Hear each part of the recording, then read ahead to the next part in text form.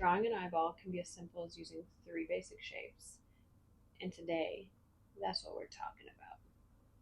Let's jump into it. Okay, here I am showing you the 3 shapes: a circle, an oval, and a parallelogram. We're going to start with the circle today.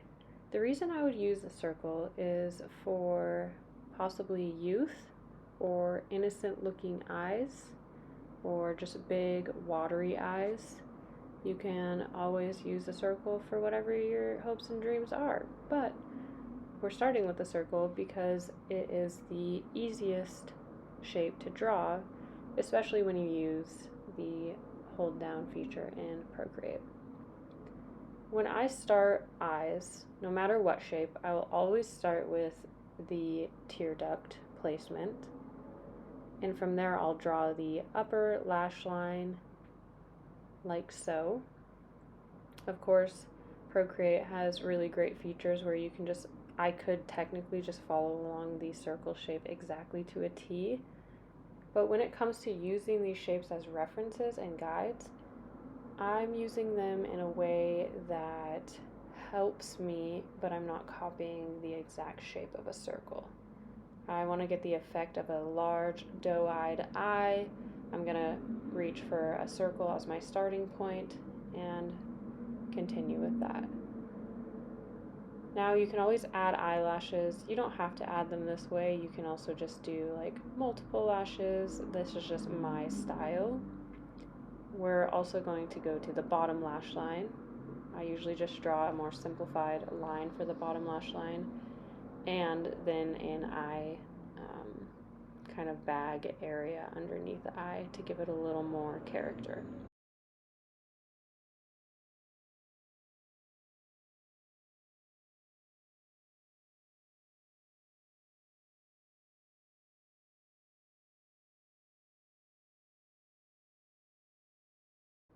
Now we'll be moving on to drawing the actual iris of the eye.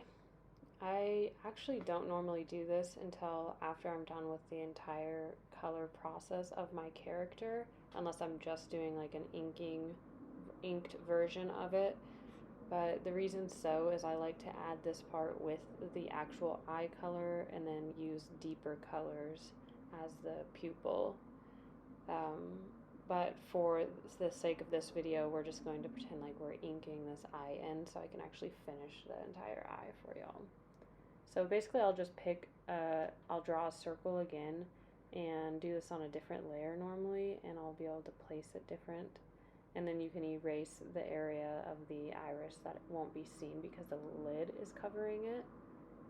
And after I do that, I fill it in black, and I'll add a actual eyelid on top of the eye and add some more details, more lashes, some thicker, thinner lines for certain areas.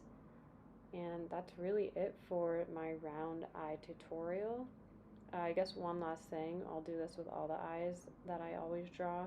I like to add a little highlight, and you can just pick any kind of fun little shapes. I normally stick with 2 shapes, but yeah. So let's move on to the oval now. The oval to me kind of gives you just more of a neutral eye shape. It doesn't express a lot, but it's not like kind of more aggressive like the last one we'll be doing in the parallelogram. So the oval is just a great starting point in general. Like if you don't really know what expression you want to put on your character, you can do an oval. So once again, kind of the same formula like we use for the circle, except for even though I told you that I always start with the bottom lash line, and here I am starting with the top lash line. Anyways, whatever. You want to draw your lash lines. I always start with my tear duct. That's like usually a surefire thing. And then I always go in with drawing my lash lines. I guess it really just depends on what mood I'm in, according to this video. So, once again, same formula. I like to draw a little bit thicker of a top lash line, especially that tapered thickness. You can see it's a little more thick right in the center and it's thin on the outsides. And then I'll draw my little lashes on. And usually I'll move to the bottom of the line. The only thing is you can put like a bottom eye bag on your character. You don't have to though. I just like to give it a little more character in that sense. But you know, if you have like a really youthful character, you might not even have much of an eye bag. But here I add the lid and the underneath lid of the eye at the same time. You can kind of mix around. You don't have to do it in the same way every single time. Here I am adding the highlight shapes, and that's your oval eye. I mean, it's really as simple as that.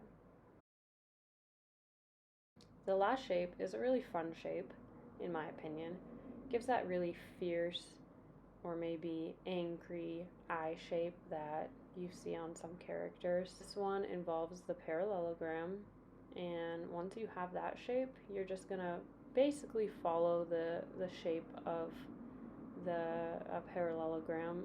The only thing is you're not gonna have like a boxy eye, but as far as more of like a rounded feminine looking eye, I would just use the parallelogram as a shape to create like a thinner almond eye that kind of has more of a, not squinted expression, but a more of a intense expression. Same thing, we're going to start with the top lash line and bottom lash line, add in the lashes, and then eventually add in the underneath eye or the upper eyelid. As you can see, this gave, you know, you can't really see the rest of the character's face, but you can tell that the character is maybe, you know, giving you a squinted eye, or like maybe their eyebrows are down because they're more angry looking or hurt looking. I also thought it would be cool to do a square highlight in this eye because it gives it a little more of that edgy, angry look. Here are the 3 eyeballs that we drew today together. I hope the tutorial was helpful. I know it was kind of short and brief, but I thought it got the point across. If you have any questions, please leave them in the comment below, and we'll see you next time.